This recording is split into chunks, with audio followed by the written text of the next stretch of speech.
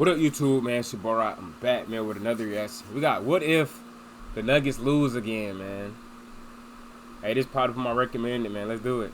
All right, so the Denver Nuggets just lost the game to the Minnesota Timberwolves, and people are starting to maybe panic about this team. Obviously, we are all waiting for Peyton Watson to come back. Oh yeah, my and fault. Aaron Hey, my green screen. I got to get a new one, bro. So Gordon to come back, and they definitely need those guys because there's a lack of pop and athleticism on the court right now for Denver, as well as just size, right? Anthony Edwards was getting wherever he wanted. bro, but all they gotta do, bro, I don't know why niggas don't do it, bro. I guess they're gonna wait till the playoffs or something.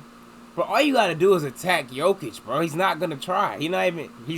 He's worse than Luka. Like when it comes to his defense or defensive effort, whatever you want to say. But I mean, I'm pretty sure he'll be worse than Luka, especially on the perimeter. Even if he was trying and Luka was trying. I mean, he should. I guess he should be. You know what I'm saying? But you got niggas like Wemby though, who's a better perimeter defender than Luka. As a nigga, he's whole foot and a half taller than this man, or some shit. Well, nah, Luka like 6'8". Never mind. But yeah, it's like that's not really an excuse just because you're a center. You can't guard the perimeter.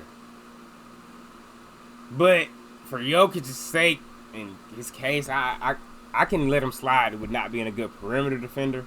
But bro, he can't even guard. He can't guard nothing. As well as just size, right? Anthony Edwards was getting wherever he wanted. Ayo was getting to the rim at will on Jamal Murray. All you gotta do is just attack Jokic. He's not even gonna try, bro. Like, had a great game. I don't know why niggas don't do it. That's all you gotta do. Cam Johnson had another pretty bad game.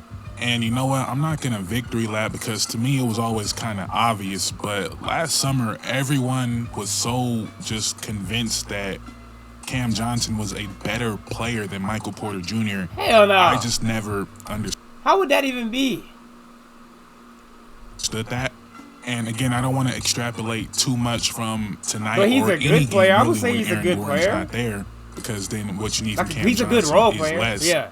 But part of what was appealing about Cam Johnson, I guess, was the steadiness factor where MPJ could be a little bit erratic. Man, but you can't replace confidence, man. Y'all be taking that shit for granted, man. You can't replace this shit. He was just hurt, man.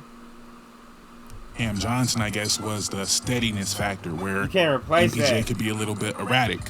But in that being erratic, you also had a player that had enough effort in the system that Cam Johnson doesn't have. And I feel like every Denver Nuggets fan, when the ball gets swung to Cam Johnson in a big moment, you don't feel good about it, even though he's shooting over 40% from three on the season. You don't feel like he wants that shot. Whereas maybe you felt like MPJ wanted it too much, but you know what? When he got it, you felt like it was going in. For better or worse, and majority of the time for better, you always knew Michael Porter Jr. was on the court. Cam Johnson has long stretches where you forget he's even out there, on both ends of the court, by the way. And I think that's part of the game that Denver underestimated about Michael Porter Jr. And I feel like it sticks out even more now because the NBA is getting bigger while Denver has gotten smaller since their championship team. And a large part of that is just Michael Porter Jr., right? Not only is he 6'10", he's kind of sneaky athletic in a way because we only think of him as a three-point shooter, but he's someone that does have some bounce, and he would sky in for a rebound. He would come out of nowhere for a block, and his presence, again, was just always felt on the court, even on defense more than Cam Johnson, right? Could Cam Johnson play better one-on-one defense on a routine possession? Maybe. But is Cam Johnson really stopping any of the elite scorers? No. Shay's not worried about Cam Johnson. Kevin Durant's not worried about Cam Johnson. MPJ either, though. But Michael Porter Jr. could come out of nowhere and block a shot. Could have, 6'10" with a crazy wingspan. Could impact the shot in ways that Cam Johnson just simply can't impact the game. And I felt like this the moment they traded MPJ, so it's not revisionist history. I did think Cam Johnson would be fine here. But I've always felt like MPJ significantly boosted their ceiling with what he could do on offense for sure, but even the moments he would have on defense. Because there's not many 6'10" people that can move the way he moves. So he provided more value on that end than I think. Is he actually 6'10"? He could be though. 6'10" people that I don't like when y'all don't say a nigga height right. Like, is he 6'9"? Is he 6'8"? Like, what is he? He moves, so don't just exaggerate. He provided more value on that end than I think he got credit for. And then just on offense, no matter how bad he was shooting, you knew he wanted the next one. And again, that's something people might have had a problem with, but we're seeing it with Cam Johnson. You need people like that. You need people that don't care what just happened, the shot's going up. But I'm kind of wondering what happens if the Nuggets lose. Now, if you lose to OKC, is what it is. You'll get them next year. Maybe, right? But what happens if they... That happened last year. You're going to say that again? What? You can't keep calling this man the best player in the world and then it's just that's that. If they lose and they just lost to them last year, it's just, oh, it's another... Get him next year? What? Who gets that grace? No one gets that grace. Like what? Play Minnesota in the first round and lose. What happens if they play the Lakers and obviously they've handled. Not losing to them. What happens if they play the Lakers and obviously they've handled the Lakers easily before, but now they got the Luka problem. You know, I would pick Denver, but this it's not no man. Stop it, man. Stop. That team is. It's not even about Luka. That team, no. Hypothetically, what happens if they lose? Because they already fired Mike Malone. They already traded the scapegoat in Michael Porter Jr. Then what happens? Maybe nothing happens. They're going to have to pay Peyton Watson a pretty good deal this summer. I think teams are going to throw money at him. I think the Utah Jazz will throw money at him. I think the Chicago Bulls will throw money at him. So he's going to be in a pretty big deal next year. What maneuvers would you make, if any, if you're Denver? Or do you just say, you know what, we still have the best player in the world? Although if Shea wins another championship and beats you again on the way to that. I don't know why y'all niggas like saying that shit. But, you know, it is what it is. You say you have the best player in the world. You still have Jamal Murray coming off a career year. You still have Aaron Gordon. How do you feel about Aaron Gordon now coming off a second year dealing with a hamstring injury? Just throwing it out there. I ain't gonna lie. All hypothetical, right? I don't think that's y'all opinion, though. But say that. That ain't a fact, nigga. That surprised if Denver won the championship this year. I'm just saying if they don't, if they go home in the first round or second round, and that boy trying to get us prepared. One finals appearance. You a Nuggets fan, nigga? And not even making it back to the conference finals for what, 3 straight years? Oh, that's Peyton Watson right there. He was on that team. What the fuck? Nikola Jokic in his prime. That would just be a bad feeling. And a similar thing happened in Milwaukee, right? They won the championship. Giannis has only been to the second round one time after winning that championship. So, again, it would just be a bad feeling. And what would be the pivot for Denver? In my opinion, first of all, you got to pay Peyton Watson. But in my opinion, they need to go out and get a starting center. Kind of said that just to be funny, but I'm serious. And what I mean by that is I think we need to see some lineups with Nikola Jokic at 4. Like I said earlier. Facts. His defense is bad. I said the same thing, actually.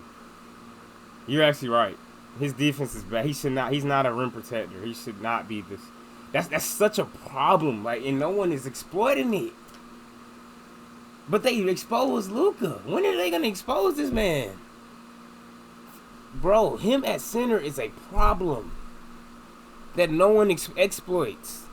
I realized that the other day. I'm like, bro, that nigga ain't he not supposed to be playing center at all. He's supposed to be playing the 4 on me. I said the same shit on God. I said that probably not even a full week ago. Because I'm like, bro, his defense is terrible. And this is just being honest, bro. And I know some Nuggets fan might be watching this, bro. This is not a lie. Y'all niggas, they call this man the best player every day. He can get some truth thrown at him. You feel me? Him and Luka are the 2 of the worst defenders ever, nigga. I'm being dead serious. I think we need to see some lineups with Nikola Jokic at the 4. I said the same like I said earlier, when they won the championship a couple years ago, they were one of the biggest teams in the NBA. I said the same thing with no references or nothing though. That's just my natural thought. I was like, bro, he needs a rim protector with him. You might could slide at the 4. You really could. But at the 5, I don't know how he don't get exposed more. I don't know. With Jokic, with MPJ, with Aaron Gordon. Maybe they just no don't one really had front courts that big at that time. In today's NBA, everyone has a double big lineup. Everyone's playing power forwards at the 3 in large part due to Jokic, right? Everyone said we need bigger players to deal with Jokic. And I think the idea of having Jokic at the 4, he's shooting more threes now. Gafford ain't been playing that bad, man. We've been on his ass, bro, but we just expect him to just, I don't know, we just expect a little more, bro. Not full-time, right, but just having that option. He's shooting more threes now. He's on the perimeter more. He has some of the best hands we've seen. Bro, this nigga Caruso, bro. Now he's on the perimeter more. That shit look crazy. Has some of the best hands we've seen in terms of passing lanes, all that. Let him gamble more and have a real rim protector behind him. Would he get attacked in the pick and roll? Yes, but he already gets attacked in the pick and roll. And having another versatile defender behind him, I think could do wonders for this team. And also offensive rebounds. Let Jokic shoot more on the perimeter, get someone that can offensive rebound. And correct me if I'm wrong, but I feel like the Nuggets have never been a really good offensive rebounding team with Jokic. Getting Jokic and Jamal Murray more possessions on offense, don't see how that could hurt.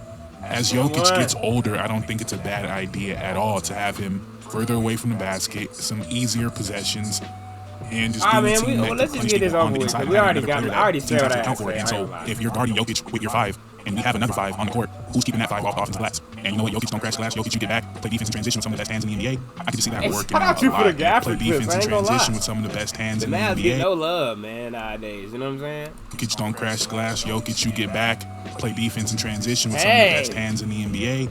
I can just see that working out a lot. And we see it with, ironically, we've seen it with Cat and Gobert, and they beat Denver, but we see it now with Cat and Mitchell Robinson, some of their best lineups.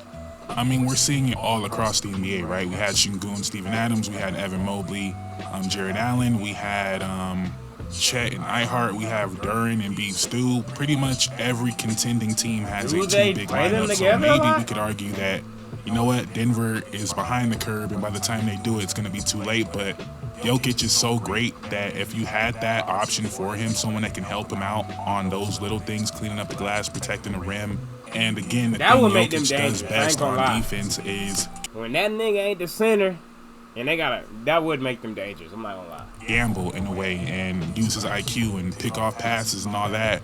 Obviously, he's not going to be full head of steam down the court, running in transition off a steal, but if he has the liberty to gamble more, if you have someone behind him that can protect the rim, I just really like that idea, especially with Jokic that could, dime up that center. And I know I'm talking way too far advanced. No one would be surprised if Denver won the championship this year, but hypothetically, right? Mitchell Robinson could be a free agent. I'm not saying start these people, make them 30-minute-a-night players. I'm saying have that option. That nigga don't play Mitchell Robinson going to be a free agent. Paul Reed is someone I feel like you can go get. I mean, this is basically it, man. Y'all let me know what y'all think about this video, bro. I'm out, man. No cap.